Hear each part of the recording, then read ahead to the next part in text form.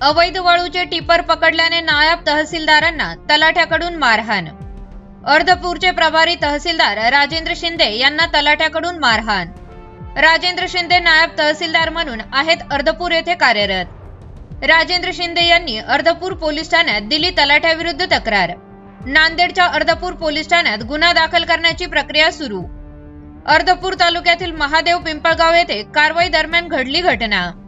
अर्धपूर तालुक्यातील नायब तहसीलदार राजेंद्र शिंदे सायंकाळच्या वेळेला कामकाजाची गस्ती घालत असताना त्या गस्तीमध्ये अवैध उत्पन्न करणारे टिपर मिळून आल्याने त्या टिपरांना ताब्यात घेतले असता त्याच्या तहसील कार्यालयातील तलाठी यांच्याकडून कामात अडथळा व धक्काबुक्की करण्यात आली। या प्रकरणात त्या वाहनांना तहसील कार्यालय येथे आणून लावण्यात आले आहे।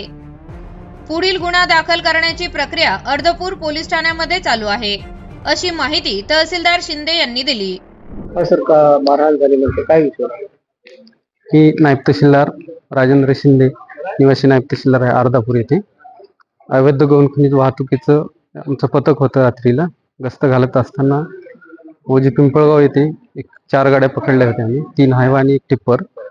ते घेऊन येत असताना आमच्याच कार्यालयातील एक तलाठी आणि थोडं म्हणजे हे केलं, कामात अडथळा आणला होता शासकीय कामामध्ये आणि धक्काबुक्की केली। त्यानुसार ते पुढील गाड्या तहसील कार्यालयात जमा केलेल्या आहेत, गुन्हे दाखल केलेले आहेत त्यांच्यावर। पुढील आता पोलीस स्टेशनला संबंधितावर म्हणजे गुन्हा दाखल करण्याची कारवाई चालू आहे। लोकनायक न्यूज करता प्रतिनिधी मनोज मनपूर्वे। लोकनायक न्यूज